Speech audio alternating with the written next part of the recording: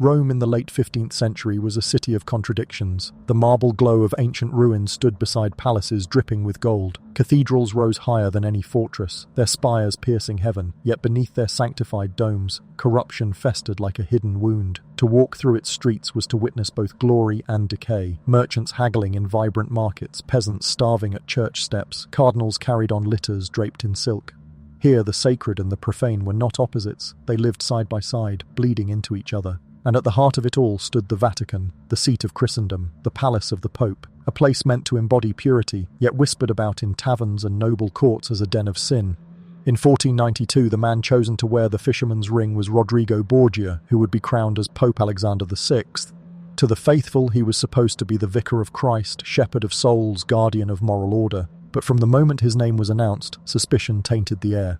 Ambassadors reported bribery in the conclave. Gold exchanged hands, promises were bartered like cattle, and the papal crown seemed less a gift of the Holy Spirit than the spoils of negotiation. Even among cardinals, men sworn to secrecy, rumours spread that the throne of St. Peter had been sold. Imagine it, a pope ascending not by divine calling but through corruption so blatant it could not be concealed. It was the beginning of a reign that would redefine depravity. Rodrigo Borgia was no ascetic monk.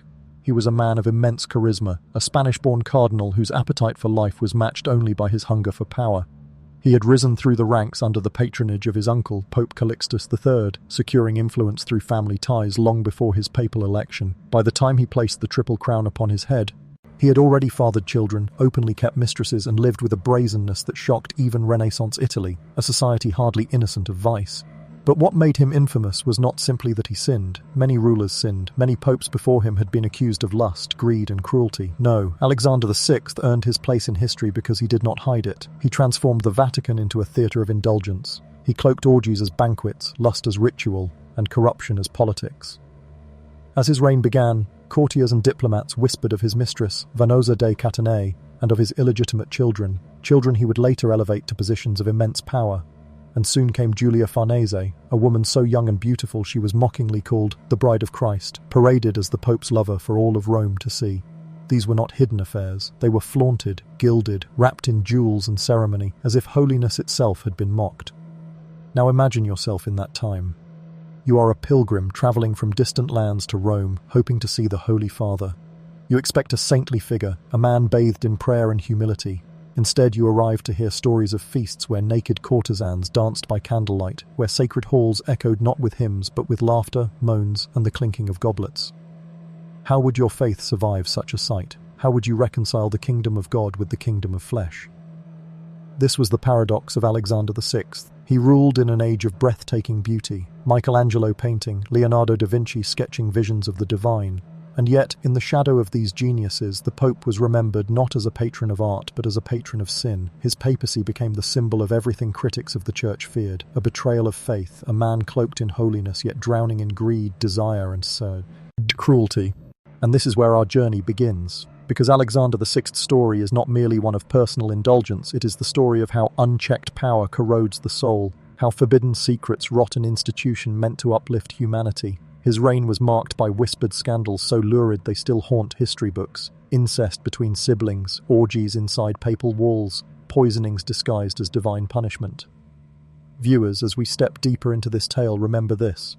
History is not always a record of glory. Sometimes it is a confession written in shadows.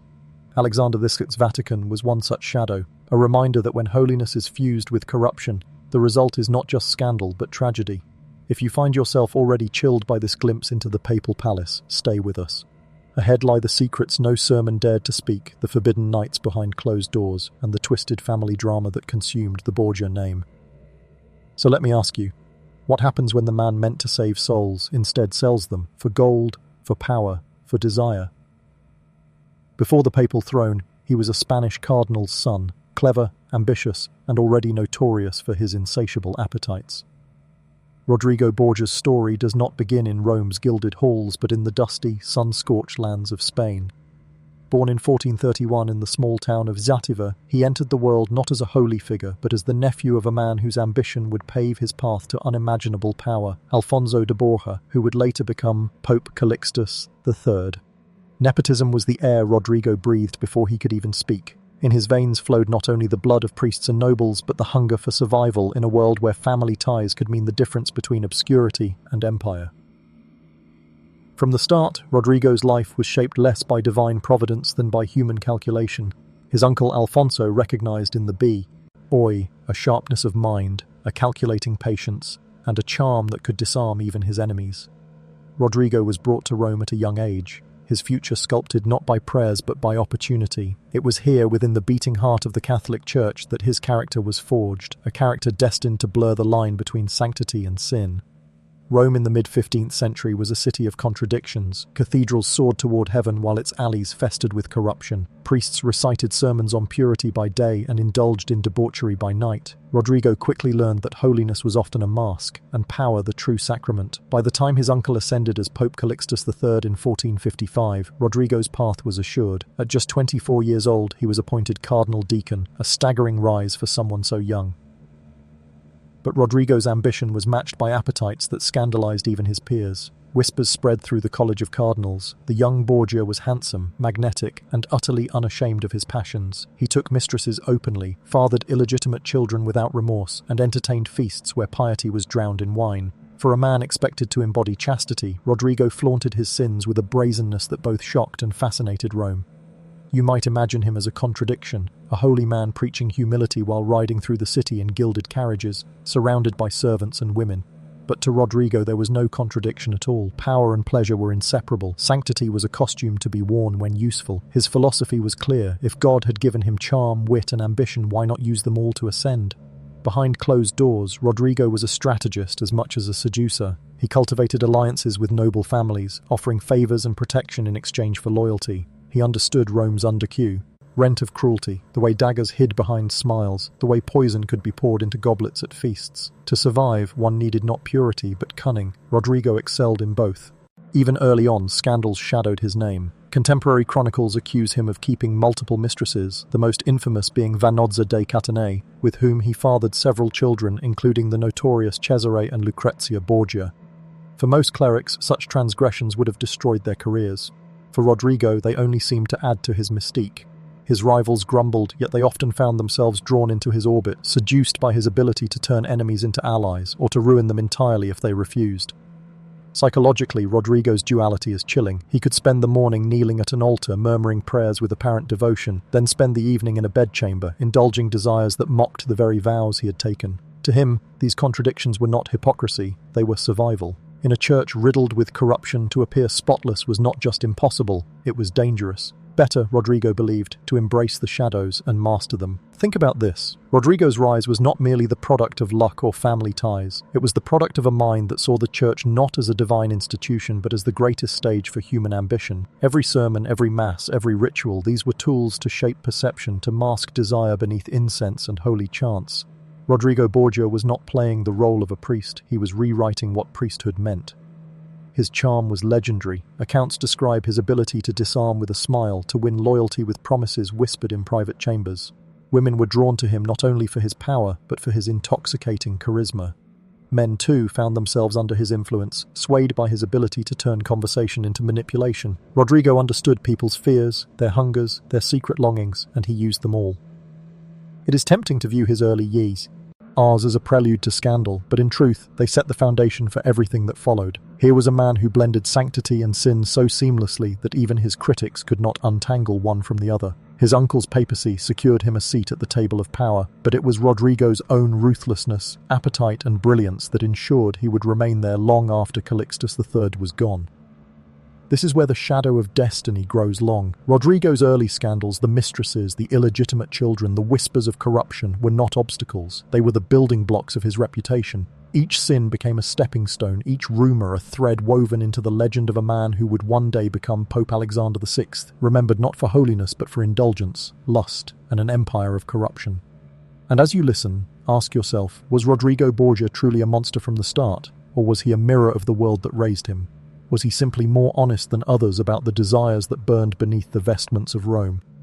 Because the truth is this, Rodrigo's origins were never about purity or faith. They were about survival, about wielding family ties and personal charisma as weapons in a city where daggers and poison decided fate. He was clever, he was ambitious, and yes, he was already notorious for appetites that knew no boundaries. But if you think this was the peak of his sins, you are mistaken. These were only the sparks that would ignite a fire destined to engulf the papacy itself. And as Rodrigo's ambitions sharpened, the world would soon witness how far he was willing to go, not just to survive, but to rule. The papal crown was not earned by holiness, but bought with gold, promises, and the silence of rivals. The year Columbus sailed west, but in Rome another voyage was taking place, one not across oceans but into the depths of corruption. Picture the conclave, heavy wooden doors shutting the College of Cardinals away from the outside world, incense curling through dimly lit chapels, and whispers rising louder than prayers. This was supposed to be the holiest election on earth, the choosing of Christ's vicar. Instead, it unfolded like a marketplace, where salvation was traded for silver, and the highest bidder walked away with a crown.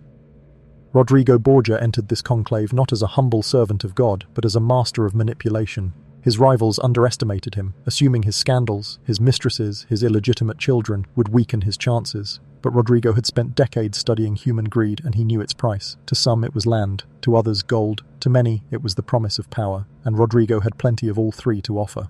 One by one, cardinals were approached. Their loyalty was not secured with prayers, but with bribes disguised as benefices, lucrative church offices, and vast estates. To a cardinal from Genoa, he promised a fortress. To another, an abbey rich with income. To yet another, the lucrative position of vice-chancellor. Rodrigo was not appealing to their faith. He was feeding their hunger. And in the silence of those cloisters, where holy men were meant to invoke the Holy Spirit, deals were struck as though in a darkened tavern. Foreign ambassadors recorded the scandal with a mixture of awe and disgust. One Venetian envoy noted bluntly that the papal throne had been purchased with open hands and shameless bargaining.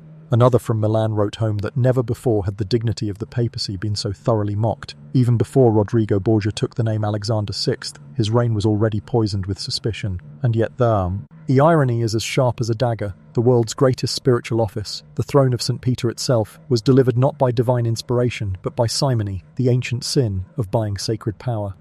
The very act that every pope was meant to condemn became the foundation of Rodrigo's rise.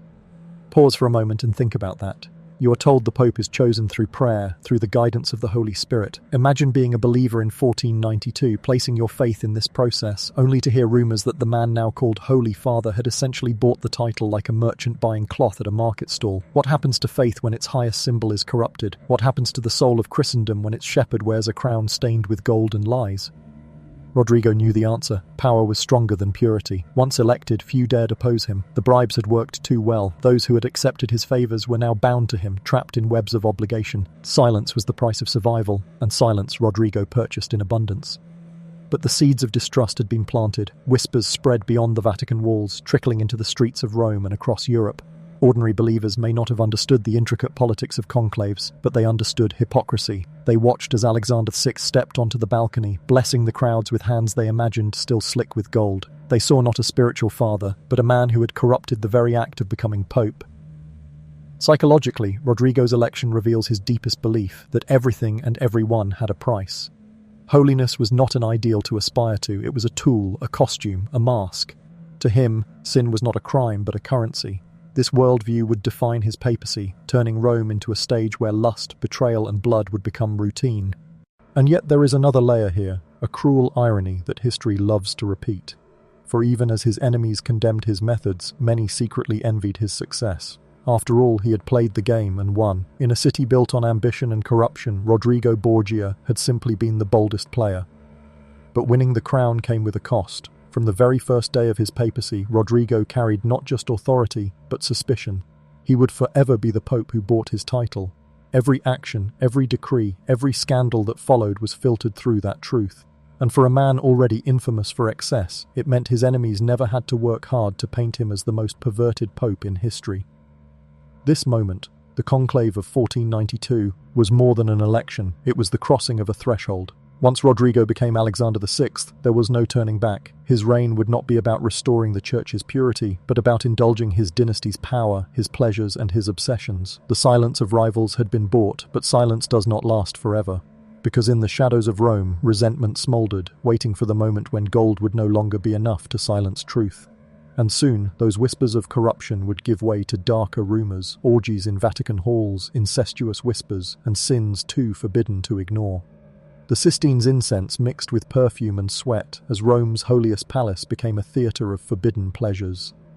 Step inside the Vatican at the turn of the 16th century, not the Vatican of solemn prayers and whispered chants you might imagine, but a place where velvet drapes, gilded chalices and candlelight set the stage for something far darker. Behind the walls where cardinals were meant to debate theology, laughter spilled late into the night. Dancers swayed, goblets clinked, and the fragrance of incense was drowned beneath perfume. Mez and the musk of sweat. What should have been a sanctuary had become a stage, and Alexander VI was its master of ceremonies. The papal apartments, once austere chambers of contemplation, were remade into halls of indulgence. Marble floors reflected the shimmer of jeweled gowns, and banquets stretched on for hours. Roasted meats, sweet fruits, and rivers of wine filled golden platters, while courtesans, musicians, and masked entertainers performed as though Rome itself was a carnival. This was not merely excess, it was theatre. For Alexander, every feast was a display of dominance, a message to allies and enemies alike. The Pope was no longer bound by restraint. At the heart of these spectacles stood a scandal that shocked even Renaissance Rome. Alexander's open relationship with Vannozza de Catanei, a noblewoman who bore him 4 children. The hypocrisy was breathtaking. A pope who preached chastity and condemned sin openly paraded a mistress through the eternal city. Their children, Cesare, Juan, Lucrezia, and Joffre, were not hidden in shame but elevated in wealth and privilege. Rome whispered, but the Vatican silenced dissent with bribes, threats, and the heavy shadow of papal power. But the story grew darker. Alexander was not satisfied with Vannozza alone. Soon, his attentions turned to a young woman named Giulia Farnese. She was known as the most beautiful woman in Rome and married at just 15 to a wealthy noble. Yet even her wedding could not shield her. Alexander VI claimed her as his mistress, and in a bitter twist of irony, Rome mockingly called her the Bride of Christ. Imagine the psychological toll of this scandal, a teenage bride forced to share her youth not with her husband but with the Pope himself. For Alexander, Giulia was not simply a lover, she was a prize, a symbol of his power to take what others could not refuse him. He flaunted her presence at banquets, seated her beside him in papal processions, daring the world to look away. The paradox was unbearable. Priests heard confessions in the morning, then watched their Holy Father desecrate the very vows they demanded of others at night. The Vatican became something unrecognizable. Where monks once debated scripture, courtesans strolled. Where bishops once whispered of grace, jesters told lewd jokes. It blurred the sacred and the profane until they became indistinguishable. Foreign ambassadors wrote home describing the papal court not as a holy office, but as a brothel draped in silks. The line between divine and carnal, between worship and desire, collapsed entirely. And yet the cruelty of Alexander's reign lay not only in his lust but in his shamelessness. He wore sin like a crown, daring anyone to challenge him. To oppose him meant exile, disgrace, or worse. To remain silent meant complicity. For many inside the church, survival demanded silence. But silence comes at a cost, and Rome itself began to decay under the weight of these hypocrisies. Pause here for a moment. Think about faith itself. If you were a common believer in Rome, lighting a candle before the Virgin Mary, whispering a prayer for your children's survival, how would you feel knowing that the man claiming to be Christ's representative lived like this? Imagine the dissonance, the wound it carved into the soul of the faithful. Holiness was mocked, virtue ridiculed, and sin enthroned. Historians today wrestle with how to describe Alexander VI's papacy. Was it merely indulgence, or was it transformation? Because in truth, the Vatican under Alexander was not just a palace of lust, it was a statement. He did not stumble into corruption, he orchestrated it, convinced that divine authority gave him the right to indulge. In his mind, power was license. The church was not a body of faith, but his personal theatre of desire. For you, watching this unfold centuries later, the question becomes haunting. Where does faith end and power begin? Can an institution survive when its holiest figure becomes its greatest scandal? And this is only the beginning. If Alexander VI turned the Vatican into a court of lust, what happens when lust collides with ambition, when pleasure merges with cruelty, and when family itself becomes the ultimate weapon? Because soon, the children born from these forbidden unions would step onto the stage, and the world would tremble at the rise of the Borgias. His legacy was carved not in holy deeds, but in children born of scandal, each weaponized in his hunger for power. In the grand fresco of the Renaissance, where popes were meant to be fathers of souls, Alexander VI became father to flesh. And not just flesh, but heirs shaped by scandal, whispers, and ambition so sharp it could cut through empires.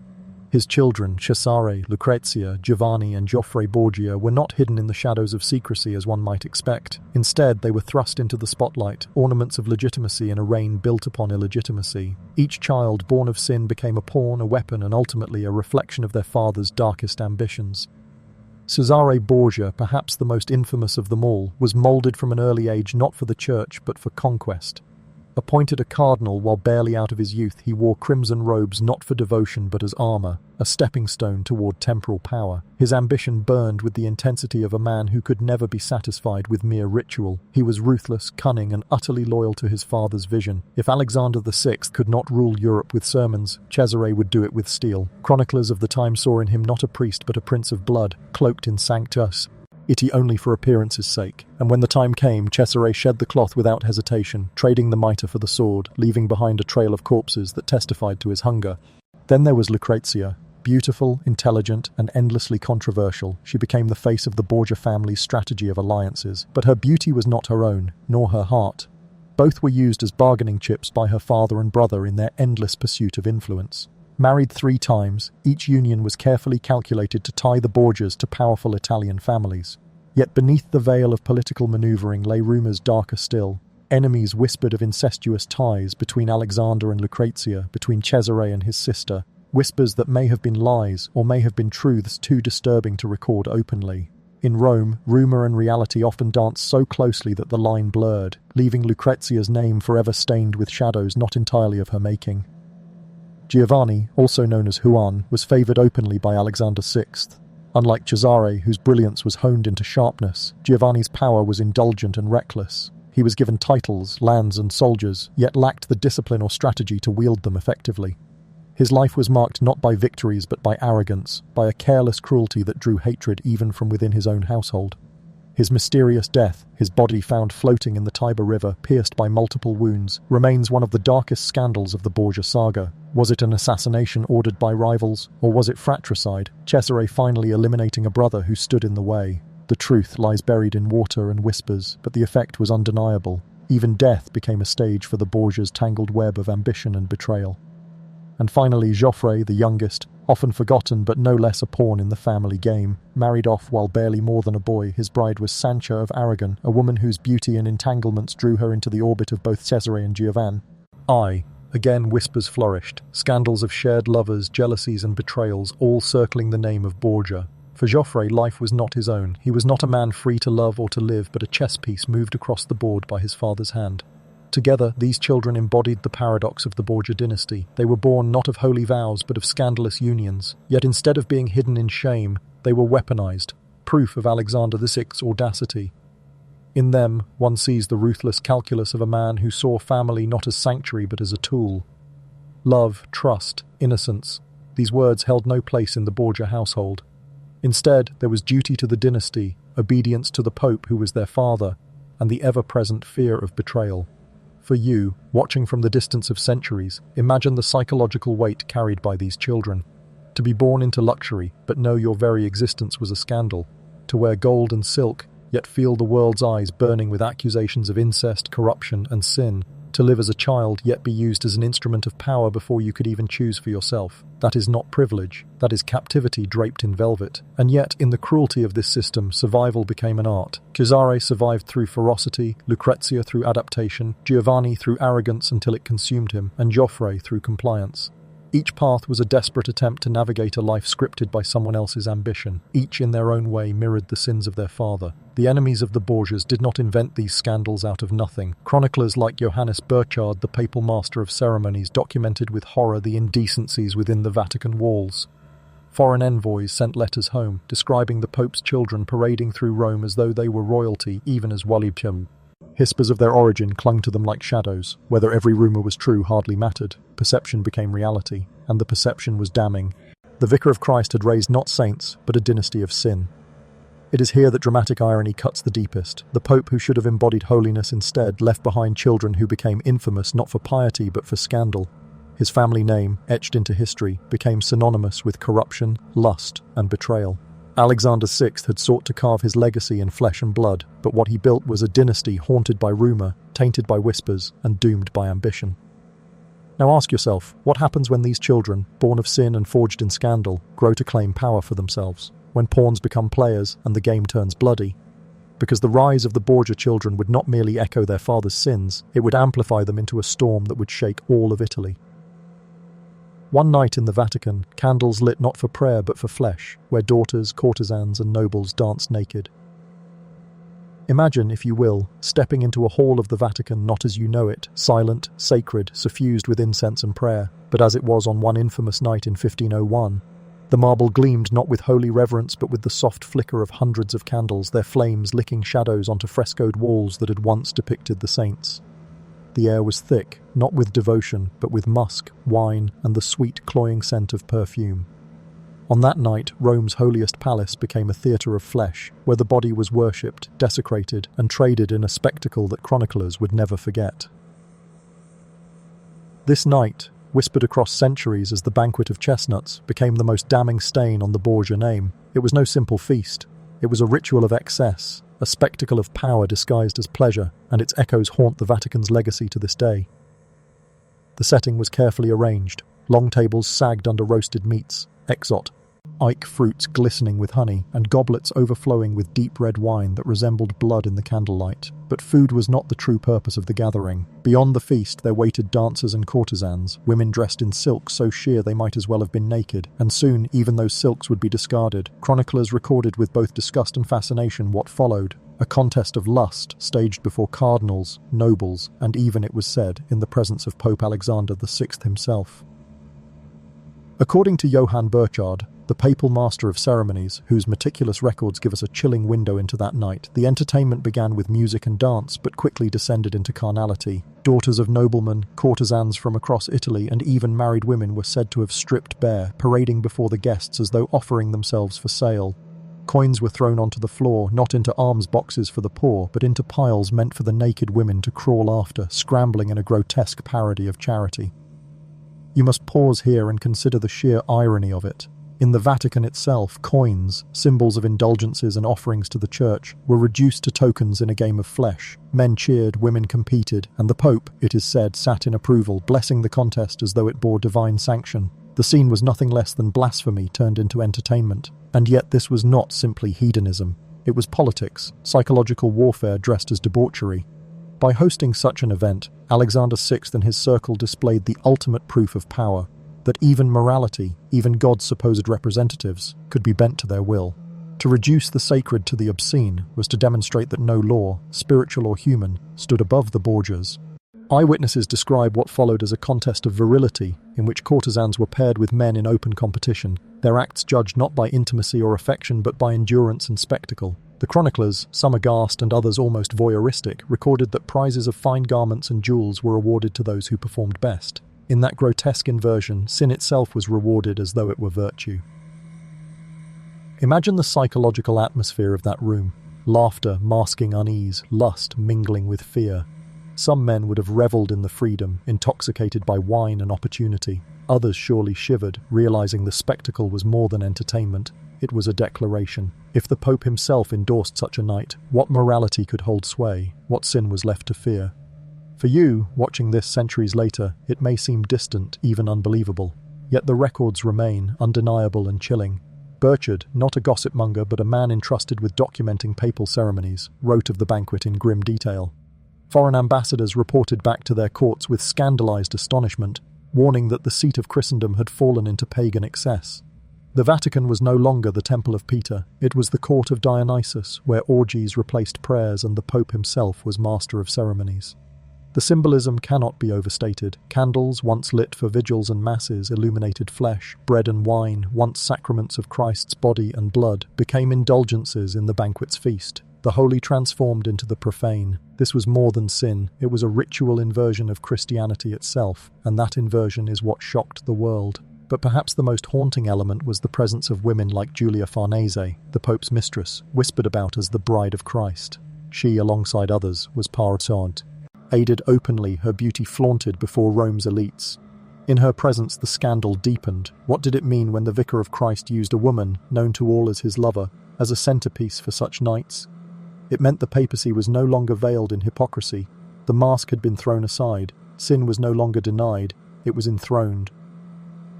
And yet in this darkness there was also calculation.